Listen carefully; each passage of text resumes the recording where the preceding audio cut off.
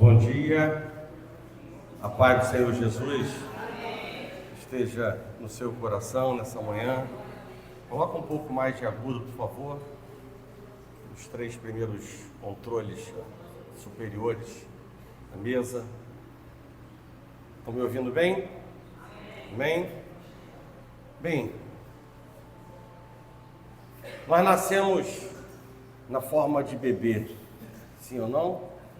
E assim vivemos até os 2 anos, é mais ou menos essa idade que está padronizada para um bebê, né? Os primeiros 24 meses.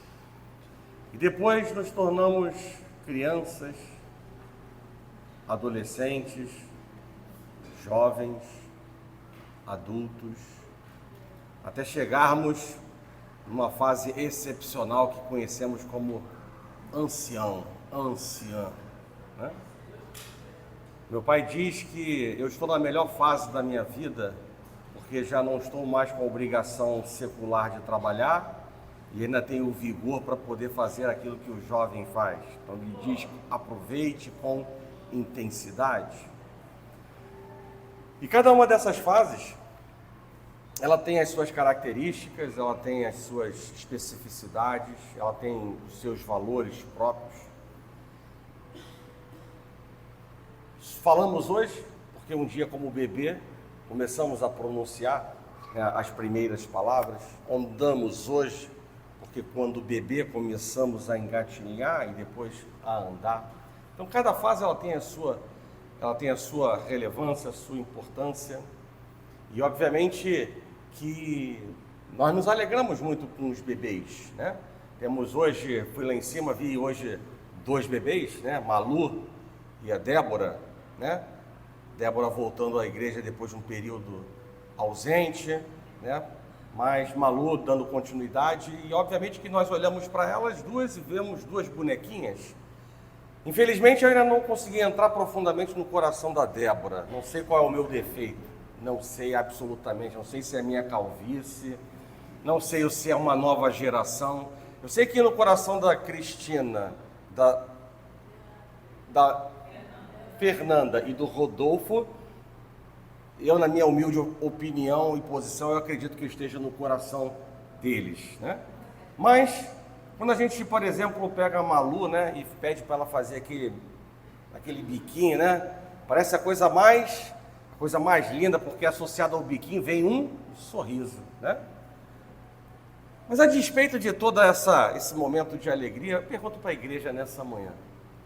Levanta o braço com honestidade,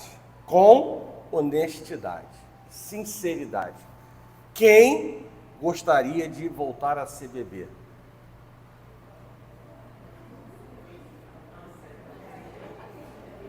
Nossa, eu vou até...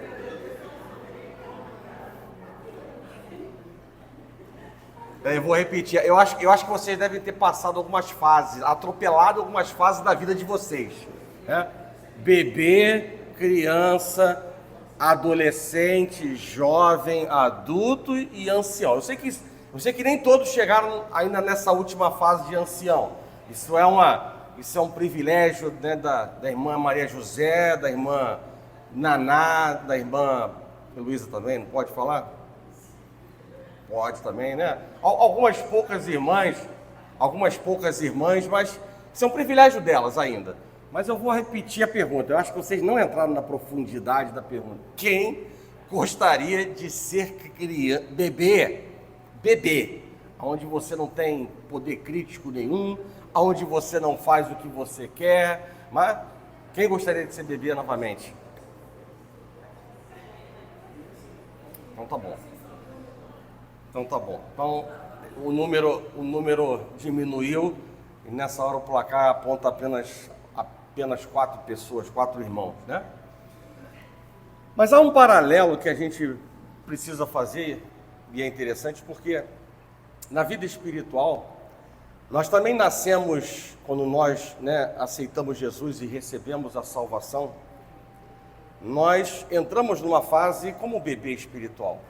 Logo em seguida vem a infância espiritual e até chegar, né, na maturidade, né? Vamos dizer assim, vamos abreviar essas fases, né? A irmã Maria José, para ela alcançar os 83 anos de idade, e a irmã Naná para alcançar os 81 anos de idade, respectivamente, elas tiveram que viver na carne, na pele, 82 e 80 anos. Sim ou não? Vocês conseguiram atropelar a linha do tempo? Não. Mas na vida espiritual, isso é diferente, né? Nós podemos começar hoje bebê, amanhã estarmos na infância espiritual e não muito tempo a seguir para nos tornar maduros espirituais, né? E obviamente que isso depende da maneira como nós vivemos a vida, da maneira como nós reagimos, né, às decisões que tomamos na vida, sobretudo decisões espirituais, né? E o que eu quero nessa manhã compartilhar com vocês é exatamente, já que estamos nesse caminho da maturidade, né,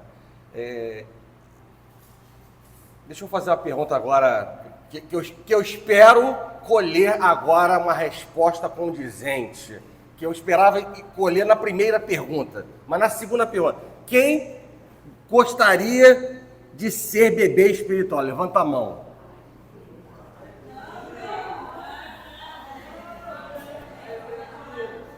Ainda bem que a câmera está só me filmando. Eu vou repetir. Varoas, preste atenção, vigia.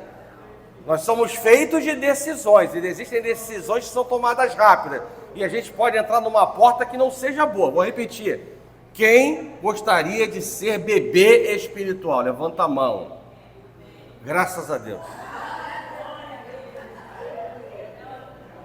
Eu ia ter que fazer aqui um acordo com o departamento infantil, o Ministério Infantil, para poder ressuscitar conhecimentos importantes aqui na igreja, porque não é o que Deus espera de nós, né? E a boa notícia é que nós, diferentemente da irmã Naná e da irmã Maria José, nós não precisamos esperar 80 e 82 anos para alcançar os 83, 81, ou no caso do espiritual, a maturidade espiritual. A maneira como nós vivemos, como nós mergulhamos nessa aliança, nessa comunhão com Deus, vão proporcionar a nós mudarmos, transitarmos de uma fase para outra muito mais rapidamente do que na idade do corpo, né? E o que eu quero nessa manhã compartilhar com vocês, né, dentro dessa estrada que estamos caminhando da maturidade, primeiro, a igreja entender que nós não somos chamados e nem podemos querer ser bebê espiritual, ponto. Mas vencido isso, né, eu quero que a igreja entenda que é na maturidade que se vive o melhor de Deus. E essa é a principal mensagem. Se eu tivesse que resumir numa única frase, seria essa a mensagem que eu teria para vocês. É na maturidade que se vive o melhor de Deus. E se é na maturidade que se vive o melhor de Deus, nós não podemos estar em outra fase que não seja essa. E por isso eu convido a igreja a abrir a palavra do Senhor em Efésios, no capítulo 4, a partir do versículo número 11.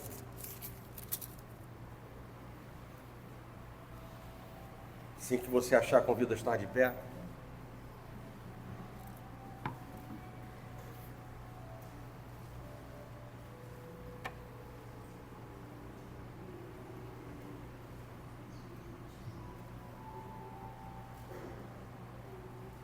Efésios capítulo 4, verso número 11.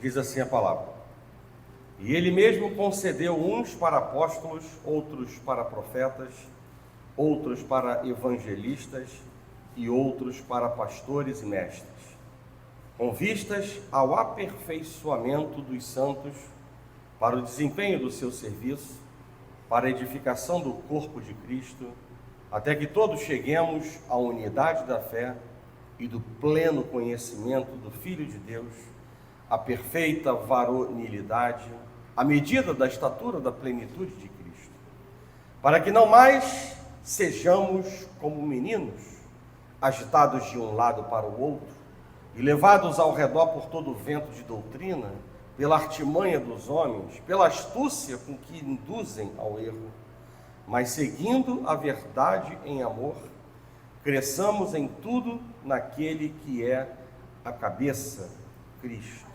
de quem todo o corpo, bem ajustado e consolidado pelo auxílio de toda junta, segundo a justa cooperação de cada parte, efetua o seu próprio aumento para a edificação de si mesmo em amor.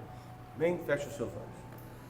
Senhor Deus e Pai, graças te damos por mais uma manhã na tua casa, na sua presença, e por mais uma grande expectativa, Pai, que temos em nosso coração do Senhor ministrar as nossas vidas, porque somos dependentes de Ti, precisamos do Senhor a falar, a dirigir, a cuidar do nosso coração, a trazer resposta, a nos exortar, a nos disciplinar, para que possamos viver os Seus planos, os Seus propósitos, nesse caminho de santificação, desfrutar de nada diferente do melhor dessa terra. Por isso, Pai, nesta manhã, encontra a liberdade mais uma vez para falar com a Tua igreja. Coloca, Senhor, Tuas palavras em minha boca, me dá liberdade no Teu Espírito para poder falar, me comunicar e ao mesmo tempo ser abençoado. E cuida, Deus, do coração dos Teus filhos. Não é hora de preocupação, não é hora de ansiedade, não é hora de trazer problema, é hora de estar na Sua presença e valorizar este momento espiritual proporcionado pelo Senhor. Fala, Deus, aos nossos corações, ministra, Pai, em nossas mentes, em nossas vidas, e declaramos, Pai, que nenhum espírito contrário a Ti, nenhum elemento, instrumento do inimigo tem poder para nos alcançar nesta manhã.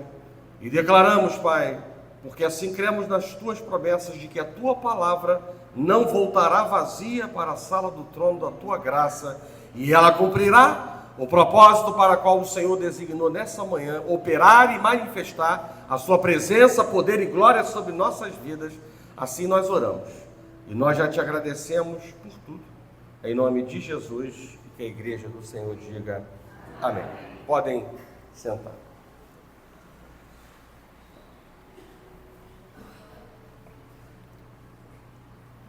Ao nos converter,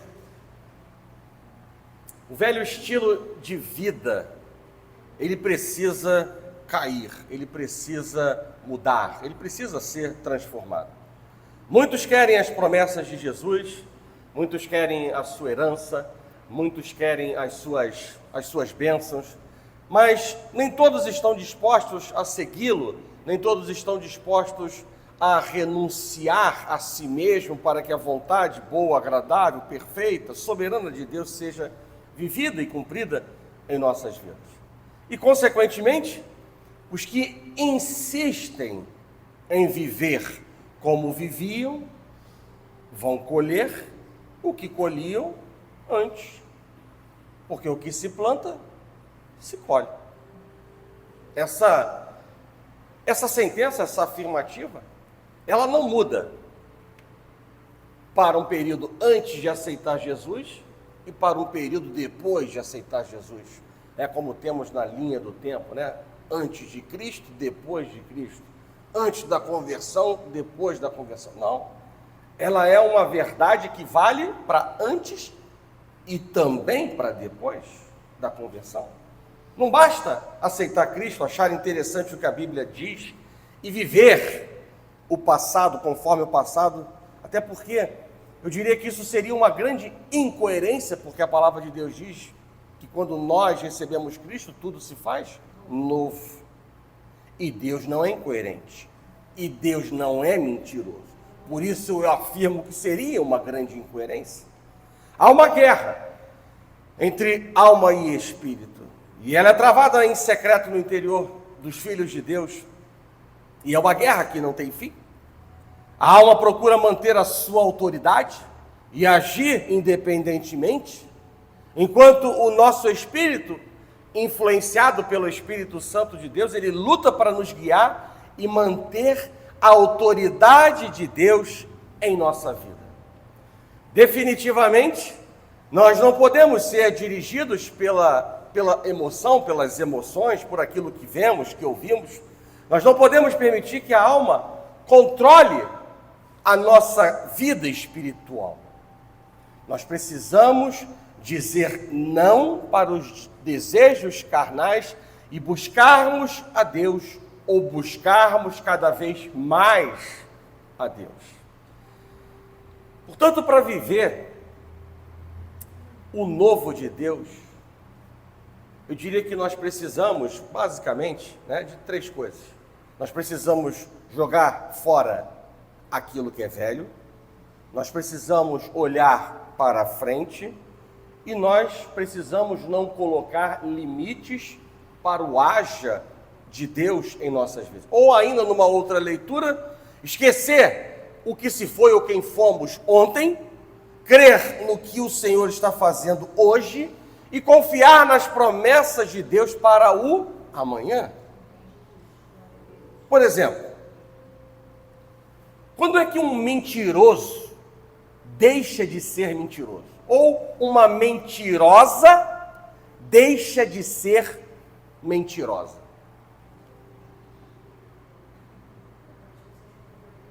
Eles não deixam de ser mentirosos simplesmente se ficarem com as suas bocas fechadas. Porque se assim o fizerem, eles continuam sendo mentirosos, que vivem entre mentiras, por assim dizer.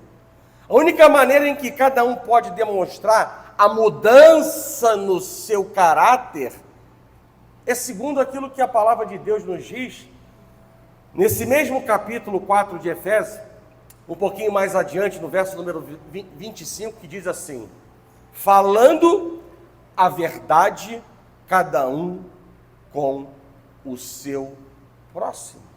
Ou seja, traduzindo em miúdos, há que se despir do velho homem e se revestir do novo. Ou seja, mais claro ainda, há necessidade, ou tem que haver uma verdadeira e sincera conversão. É assim que o mentiroso e a mentirosa deixam de ser mentirosos. E que fique claro também, para quem gosta de mentir ainda, para quem tem este hábito ainda, o que diz a palavra de Deus em Provérbios capítulo 12, verso 22.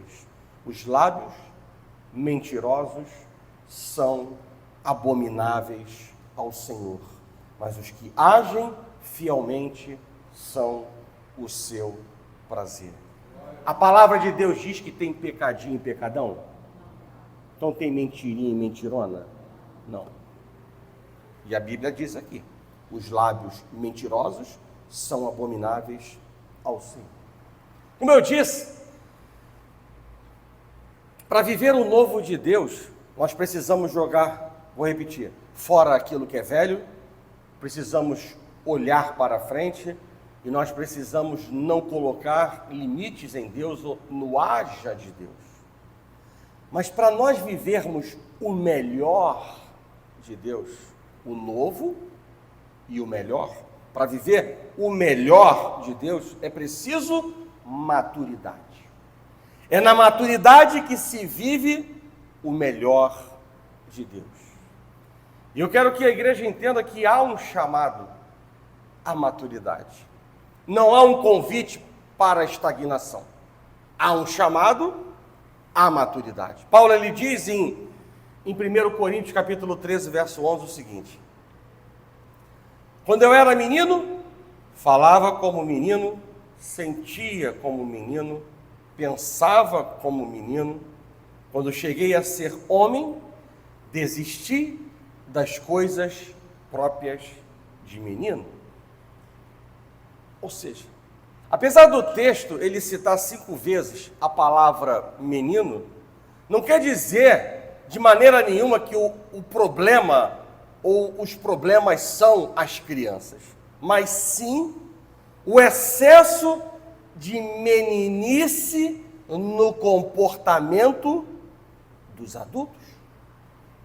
Isso é reforçado nesse mesmo livro, em 1 Coríntios, capítulo 14, verso número 20, quando diz assim: irmãos, não sejais meninos no juízo, na malícia sim, sede crianças. Quanto ao juízo, sede homens amadurecidos. Ou em outra versão, irmãos, deixem de pensar como crianças. Com respeito ao mal, aí sim, sejam crianças. Mas quanto ao modo de pensar, sejam adultos.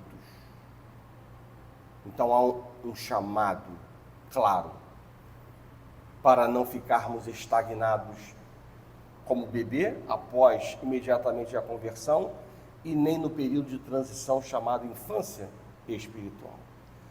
Alguns versículos do Novo Testamento deixam evidente para nós que há um contraste claro e marcante entre as palavras maduro e criança, e que não deve ser interpretado de maneira nenhuma como o bom versus o mal, ou o bem versus o mal, né? Mal com U, mal com L, bom, mal com U, bem, mal com L, né?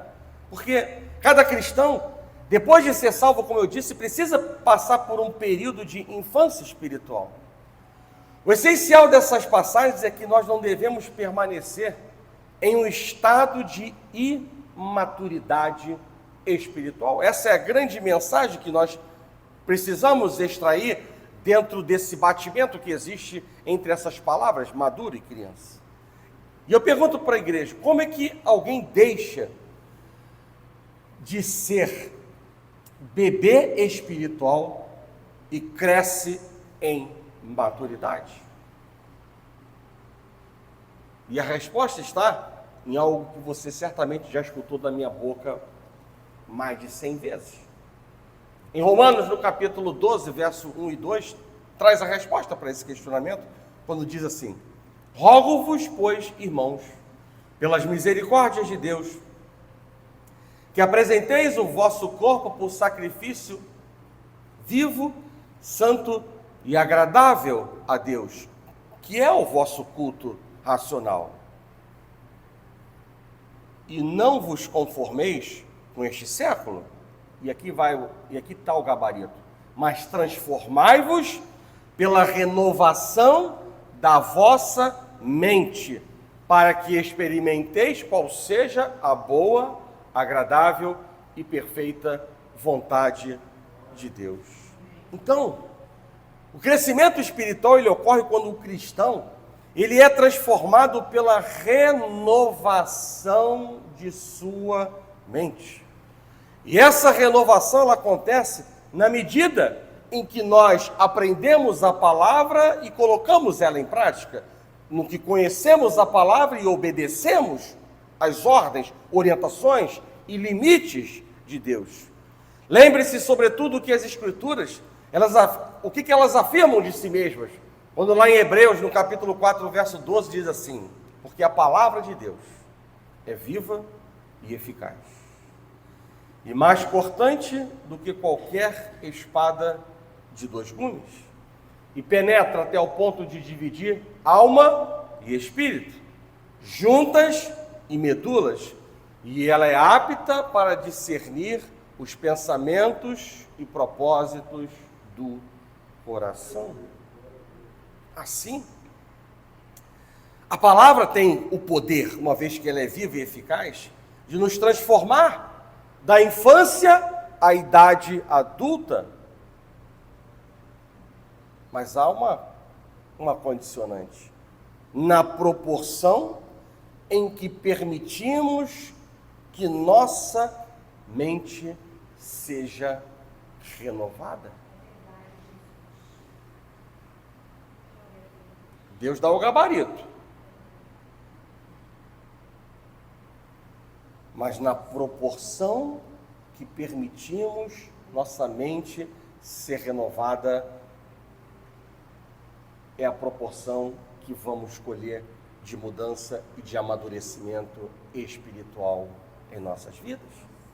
Portanto, a renovação e a transformação, elas são equivalentes, vamos dizer assim, a conhecer e obedecer a palavra de Deus. Veja como o 2 Coríntios, no capítulo 10, verso 4 e 5, nos instrui. Anulando nós sofismas. E o que são sofismas? São argumentos enganadores. E complementa os versículos dizendo, anulando nós sofismas e toda altivez, todo orgulho, toda arrogância, toda prepotência que se levante contra o quê? Contra o conhecimento de Deus. E aí, depois no finalzinho vai dizer algo muito importante. E levando cativo todo pensamento à obediência de Cristo. Há tempo para tudo.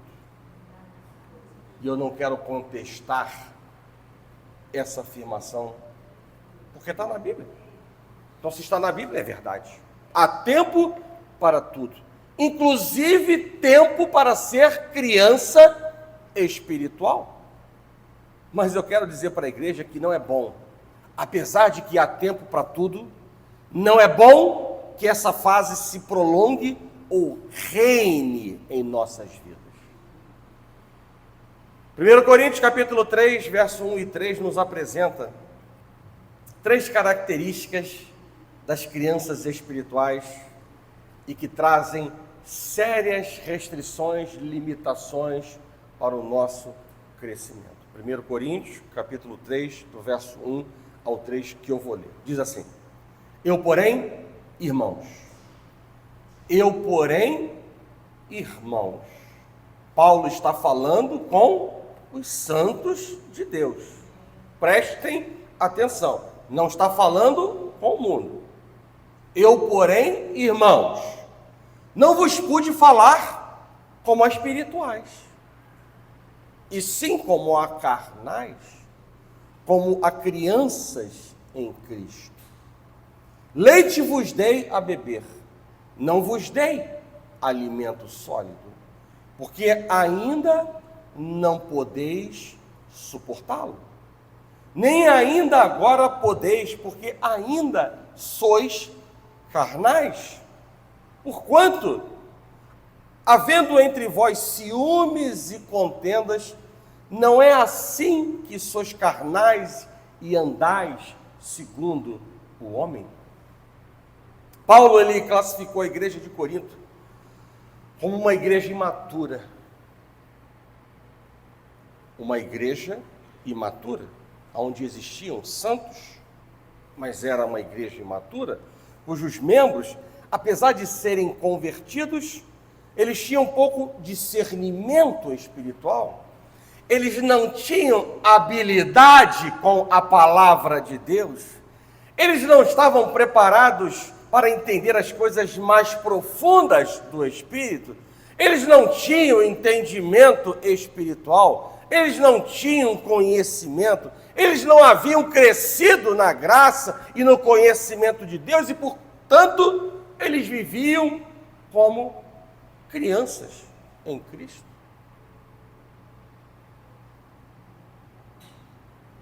Uma realidade dentro desta igreja e não diferente de outras igrejas. E isso não é julgamento. Porque da mesma forma como os meus olhos veem frutos, os seus também veem os frutos. E somos conhecidos pelos frutos. Então não é julgamento, é uma constatação, é uma realidade. Mas é para jogar toalha? Claro que não. Mas é para não tapar o sol com a peneira. Não é ficar dizendo coisas bonitas quando não se deve dizer o que é bonito. Porque pecado é sujo. Não é bonito, não é beleza, não agrada o coração de Deus. O que é certo é certo. E o que é errado é errado.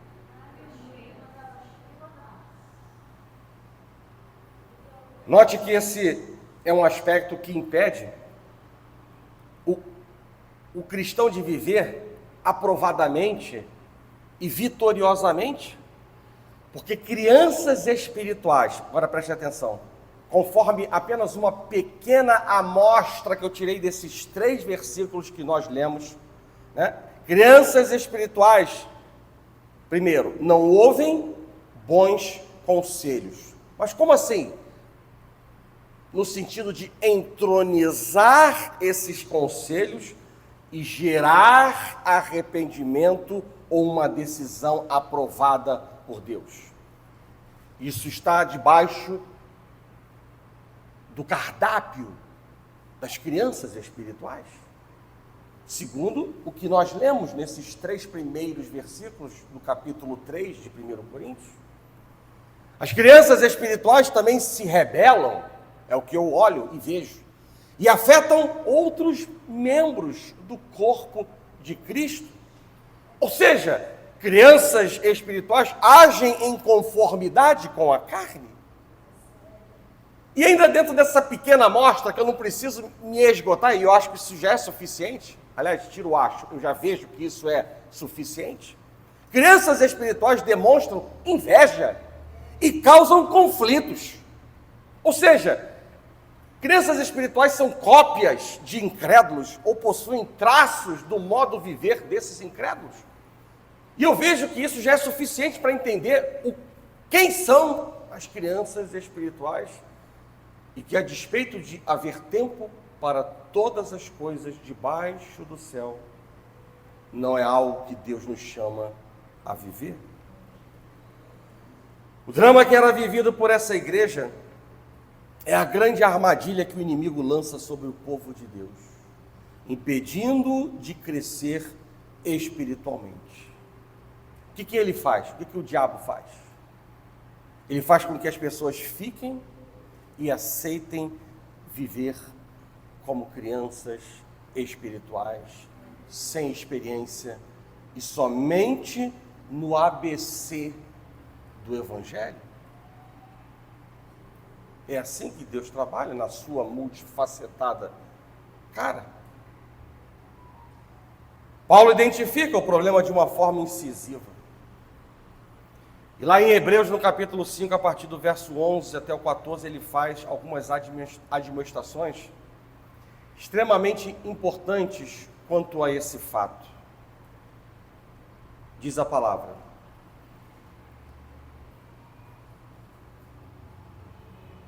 a esse respeito temos muitas coisas que dizer e difíceis de explicar, porquanto vos tendes tornado tardios em ouvir. Vou repetir: tardios em ouvir. Pois com efeito, quando devíeis ser mestres, está falando conosco, quando devíeis não mais ser menino, mas serem mestres, atendendo ao tempo decorrido, tendes novamente necessidade de alguém que vos ensine de novo quais são os princípios elementares dos oráculos de Deus. E continua dizendo assim, vos tornastes como necessitados de leite e não de alimento sólido. Ora, todo aquele que se alimenta de leite é inexperiente na palavra da justiça, porque é criança. E aí eu faço um parênteses, um questionamento: como vamos comer o melhor ou desfrutar do melhor de Deus nesta condição? Continuando, mas o alimento sólido é para os adultos, para aqueles que pela prática têm as suas faculdades exercitadas para discernir não somente o bem, mas também o mal. O primeiro problema dessa igreja é que ela se tornara, como eu repeti, tardia em ouvir. E no grego, tardio em ouvir significa ouvindo coisas erradas.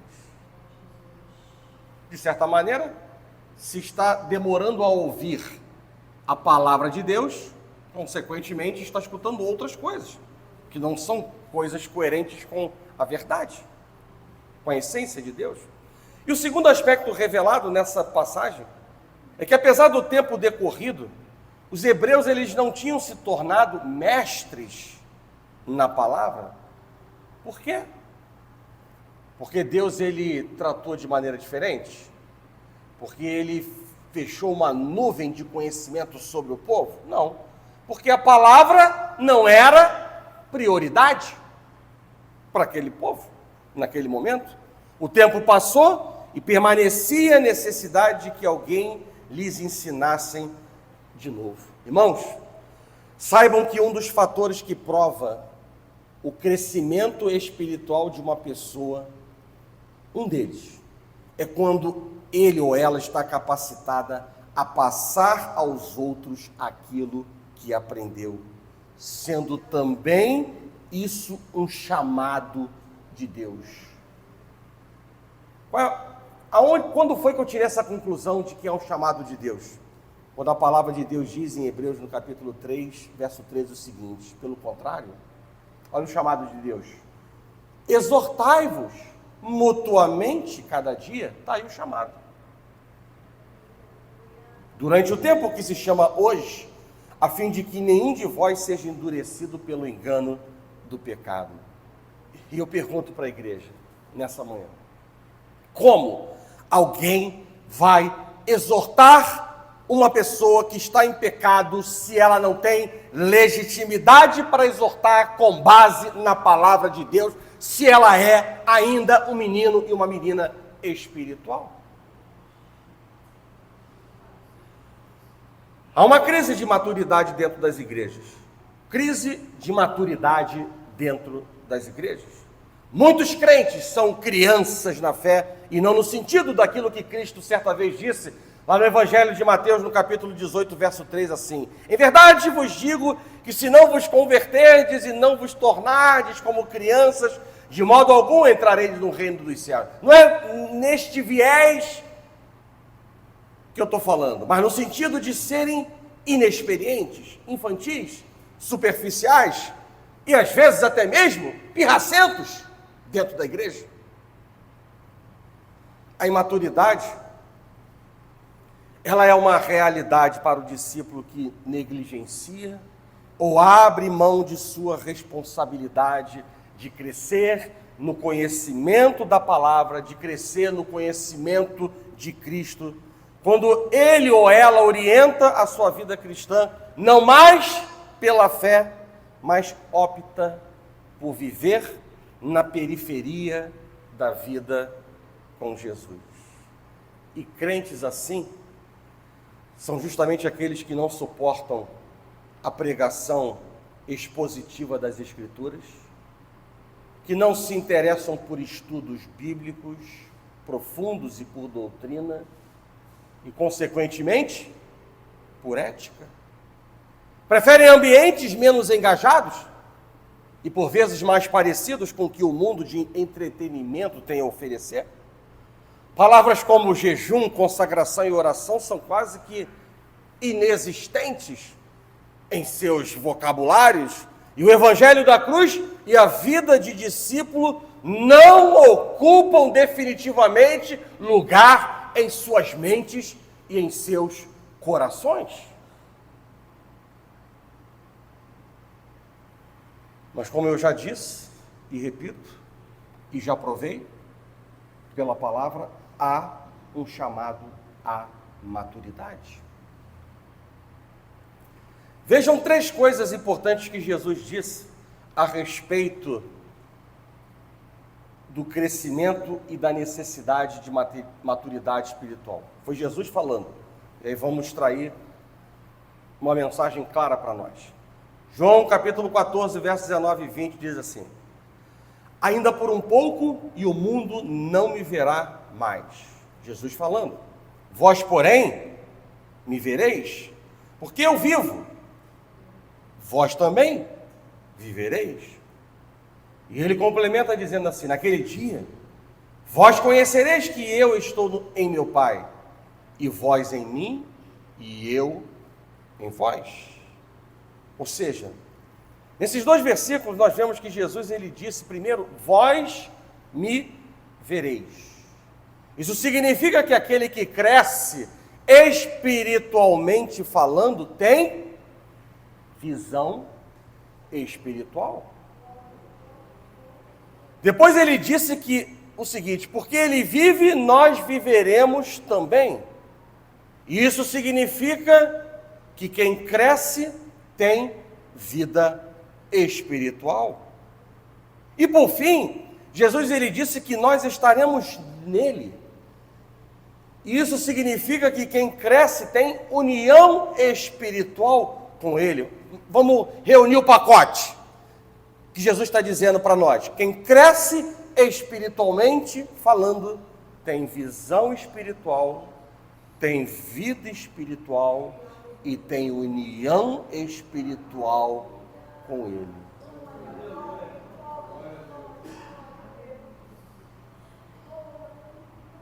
E de acordo com o apóstolo Paulo, o crescimento espiritual, ele é um processo contínuo, que nunca terminará em nossa vida. Assim como é o processo de fidelidade, ser fiel até a morte, é um processo contínuo e que não tem fim nesta vida, enquanto respiramos. Em Filipenses, no capítulo 3, verso 12 a 14, falando sobre o pleno conhecimento de Cristo, porque isso está diretamente relacionado com a maturidade.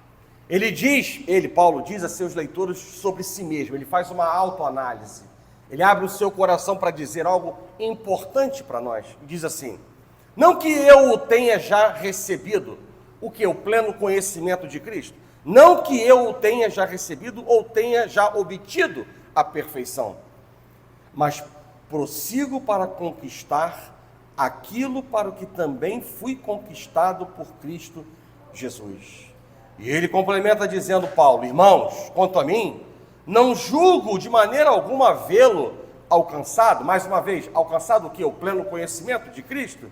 Mas uma coisa faço, e isso vale para mim e para você, e isso é importante para quem quer viver uma estrada de maturidade e colher o melhor desta terra. Uma coisa faço, esquecendo-me das coisas que para trás ficam e avançando para as coisas que diante de mim estão, prossigo para o alvo, para o prêmio da soberana vocação de Deus em Cristo Jesus. Há um caminho, há um gabarito claro da parte de Deus para nós deixarmos para trás o que Deus já mandou deixar para trás.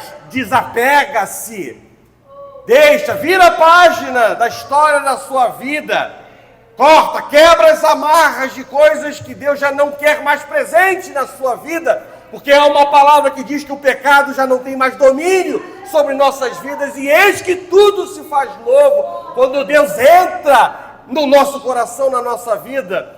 Deus não é mentiroso, não é homem para mentir, nem filho de homem para se arrepender do que já falou para nós. Como Paulo, nós temos que persistir continuamente em direção a um conhecimento mais profundo de Deus, para vivermos uma vida de santificação progressiva, para abandonar vícios e pecados e nos apegar às virtudes de Cristo. Sabe para quê? Para algo que nós lemos no início, para que não mais sejamos como meninos, agitados de um lado para o outro e levados ao redor por todo o vento de doutrina, pela artimanha dos homens, pela astúcia com que induzem ao erro. E esse é o objetivo da sua igreja, ancorado em Efésios, no capítulo 4, verso 11 a 13, que nós lemos.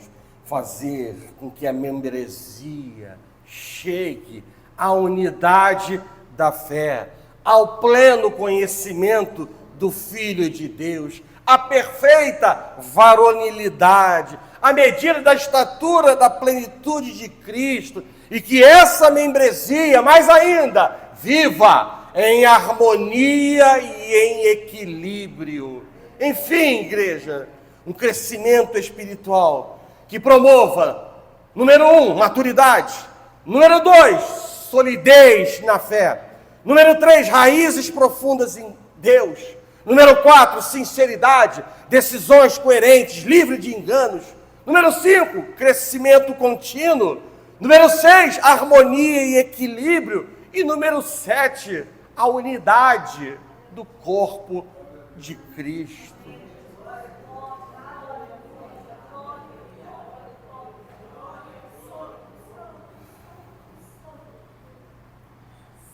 Não existe maturidade instantânea nesta terra.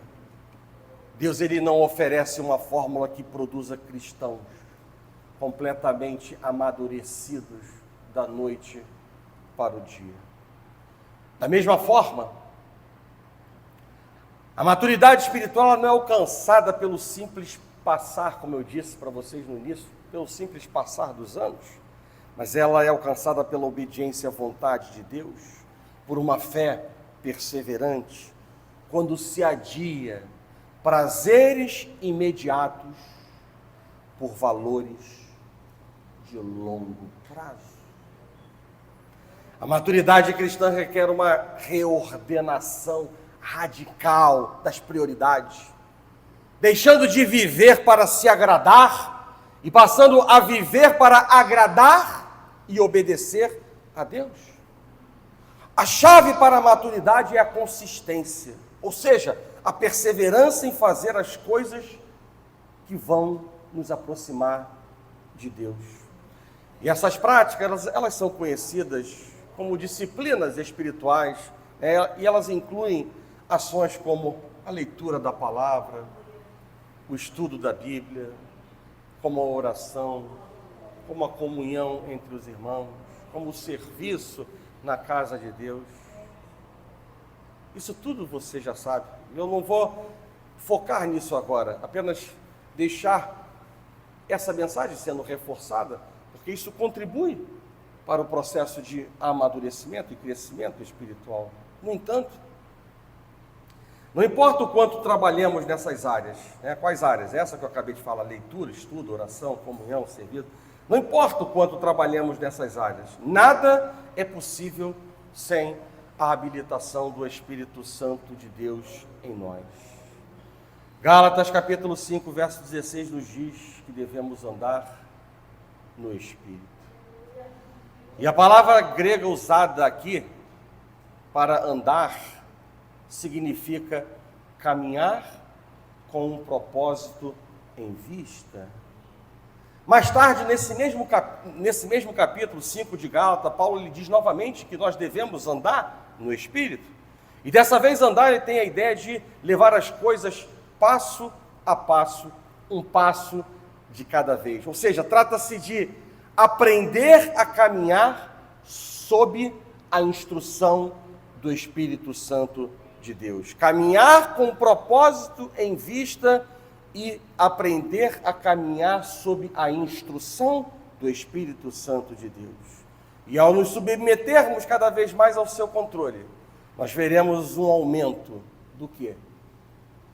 Do fruto do Espírito Santo em nossas vidas. E isso é característica da maturidade espiritual. Esteja certo de que quando nos tornamos cristãos, recebemos tudo o que nós precisamos para a maturidade espiritual. Se há alguma dúvida no seu coração, por ainda não conhecer profundamente a palavra, eu vou lhe afirmar, por meio da palavra, o que eu acabei de dizer. Esteja certo que quando nós nos tornamos cristãos, nós recebemos tudo o que nós precisamos para sermos maduros. Pedro diz, em 2 Pedro, no capítulo 1, verso 3, o seguinte: visto como pelo seu divino poder nos têm sido doadas todas as coisas que conduzem à vida. Todas as coisas que conduzem à vida e à piedade. Pelo conhecimento completo daquele que nos chamou para a sua própria glória e virtude. Deus é o nosso único recurso.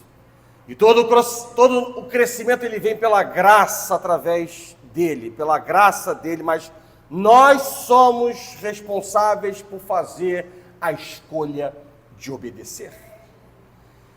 E Pedro novamente nos ajuda nesta área, quando ele vai dizer lá em 2 Pedro, no capítulo 1, a partir do verso número 5, o seguinte: por isso mesmo, vós, reunindo toda a vossa diligência, veja uma combinação que Pedro vai dizer agora: associai com a vossa fé a virtude, ou seja, a retidão moral, a santificação.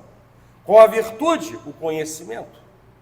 Com o conhecimento, o domínio próprio. Com o domínio próprio, a perseverança. Pedro está falando, associe isso a isso, isso a isso, isso a isso. 8 coisas que Pedro está falando. Com o conhecimento, o domínio próprio. Com o domínio próprio, a perseverança. Com a perseverança, a piedade. Com a piedade, a fraternidade. E com a fraternidade, o amor.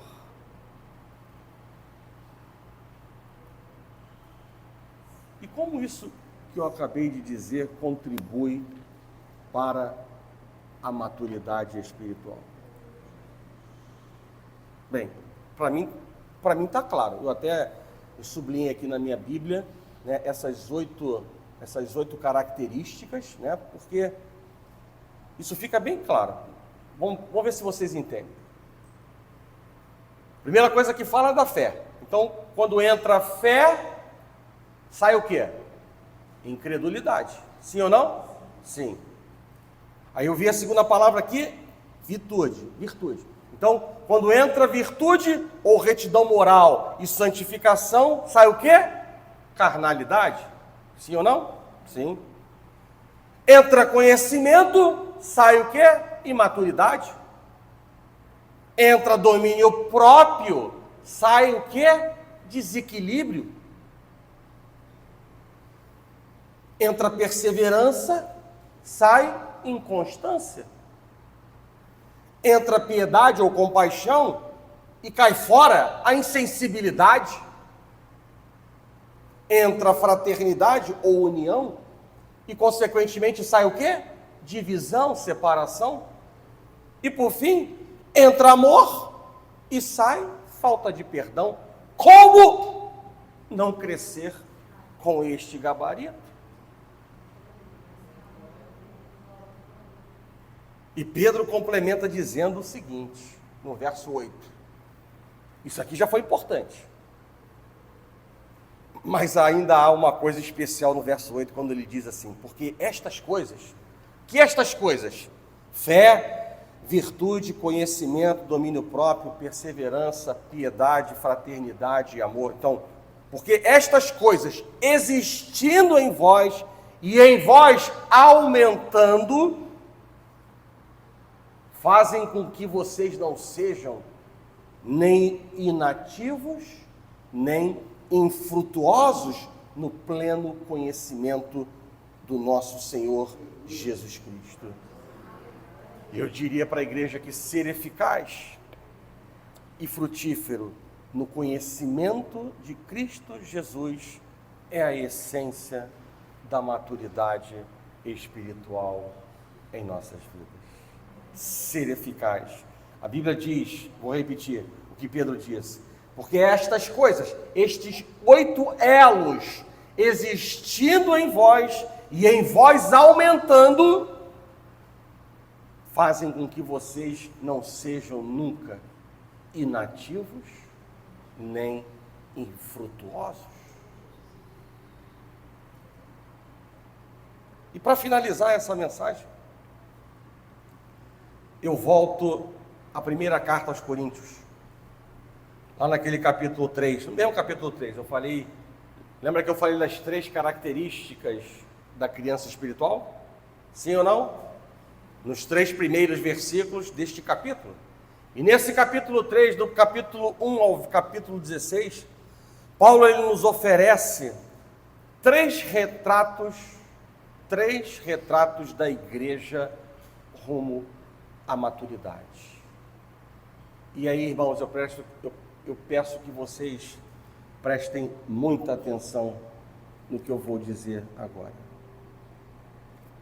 Com base na palavra de Deus, Paulo, ele nos oferece 3 retratos da igreja que está rumo à maturidade. E isso é importante ser entronizado para nós e passar para outros. Porque só pode, como eu disse na palavra de hoje, só pode passar para outros quem tem legitimidade para falar. Ou então será apenas uma mula na mão de Deus. E eu não quero estar na condição de mula, onde Deus coloca a palavra e eu estou como um vaso reprovado na mão de Deus. 3 retratos da igreja rumo à maturidade. A igreja, primeiro, a igreja é uma família, cujo alvo, pode ser redundante, né? Cujo alvo é a maturidade. Essa é a primeira coisa que eu quero que você guarde no seu coração. A igreja, ela é uma família e há um valor agregado muito alto neste termo, cujo propósito é algo também de grande valor, maturidade. Nós não somos chamados a viver desunidos e também não somos chamados a viver estagnados e acomodados, mas como uma família cujo alvo é a maturidade, que valoriza amor, comunicação, respeito, proximidade, tolerância, responsabilidade e também individualidade. O segundo retrato de Paulo é que a igreja é um campo. O primeiro retrato dele é uma família. E o propósito dessa família tem que ser a maturidade. O segundo retrato que Paulo faz nessa passagem, no capítulo 3 da primeira carta aos Coríntios, o segundo retrato é de um campo. De um campo cujo propósito é a quantidade. Ao mesmo tempo em que somos cooperadores de Deus, ou seja, semeadores que cuidam da semente, para que ela brote, cresça e tenha condições de frutificar, também somos a própria lavoura de Deus que deve produzir muito fruto, a fim de que Deus seja glorificado. E esse é o segundo importante retrato que Paulo faz da igreja como um campo, cujo propósito é a abundância, a quantidade. E o terceiro retrato que Paulo faz é de um edifício, uma família, um campo, um edifício. Um edifício cuja finalidade não mais quantidade, mas sim qualidade. A vida cristã é uma vida de excelência e não de descuido espiritual. E Paulo ele usa essa figura para mostrar que esse edifício é o próprio santuário de Deus. E esse santuário ele não é um monumento morto, mas ele é um edifício vivo, porque nós somos o santuário de Deus e ele habita em nós. E porque Deus habita em nós, esse santuário ele é sagrado e ele não pode ser destruído. E esse santuário é o nosso corpo. E nós devemos glorificar a Deus nele, sabendo de maneira muito clara que se nos dedicarmos a uma construção com qualidade, nós receberemos de Deus o galardão. Nós receberemos de Deus o melhor nesta terra e o galardão na eternidade. Nós somos a igreja. Nós somos a igreja. E a igreja rumo à maturidade, ela deve ser uma família cujo propósito é a maturidade, um campo cujo propósito é a quantidade e um edifício vivo cuja finalidade é a qualidade diante daquilo que fazemos, diante dos olhos e dos ouvidos do nosso Deus.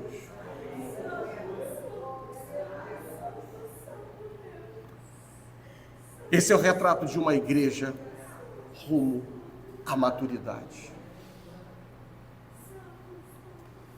Eu convido você a fechar os seus olhos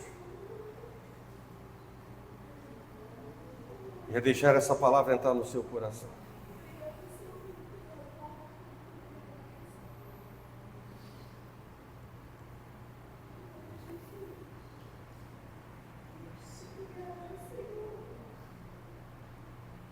Esse tempo em que estamos nos aproximando para muitos de recesso escolar, recesso de final de ano, recesso de férias.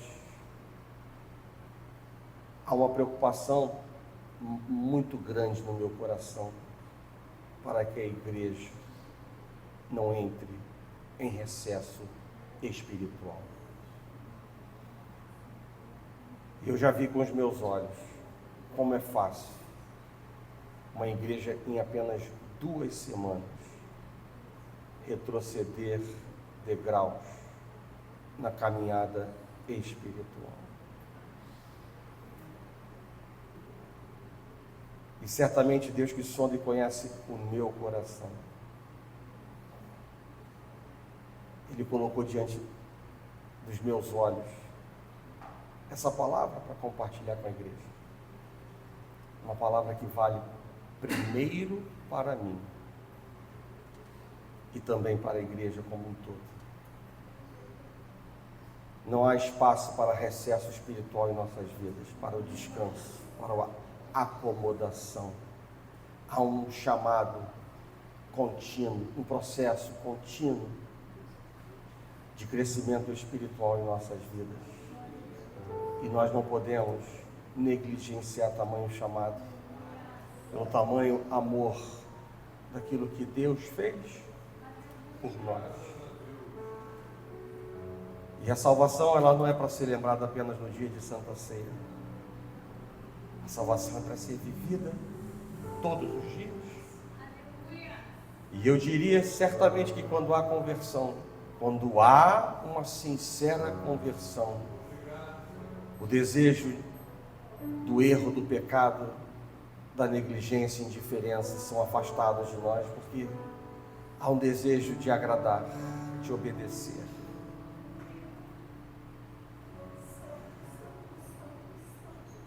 E de se aproximar mais de Deus. Não pode ser outra história, não pode ser outra caminhada. Se somos cristãos, se estamos convertidos, esse é o caminho em nossas vidas. Temos família, temos trabalho, temos responsabilidades, temos problemas, mas nós precisamos dar a correta prioridade em nossas vidas. E cada um de nós dentro dessa igreja tem responsabilidade para esse processo como um todo. Ele não é uma atribuição de um ou de poucos, ele não é atribuição de um pastor ou de um ministério, é uma atribuição e responsabilidade de todos.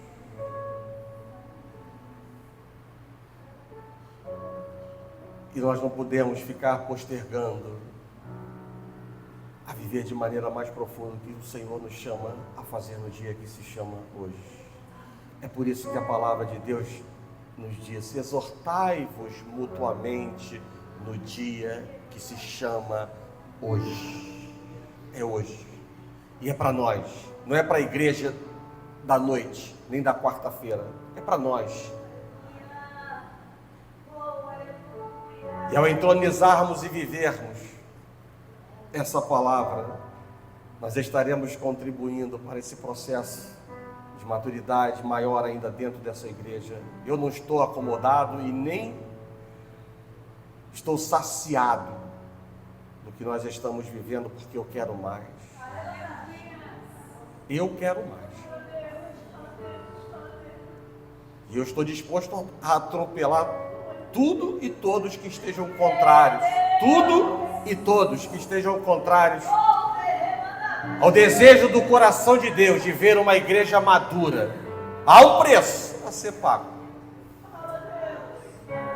E eu quero em alto e bom som declarar diante dos ouvidos de Deus, ainda que não seja preciso, porque Ele sonda e conhece o meu coração.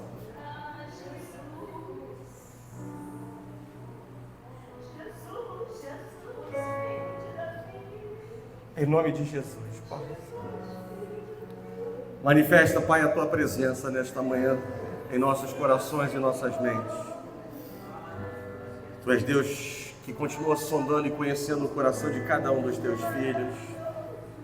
E eu louvo e bendigo o Teu santo nome pelos Teus propósitos de nos reunir nesta manhã com esta igreja, com este grupo, com esta parte do corpo de Cristo, da Igreja Nova Vida de Botafogo, para ministrar aos nossos corações.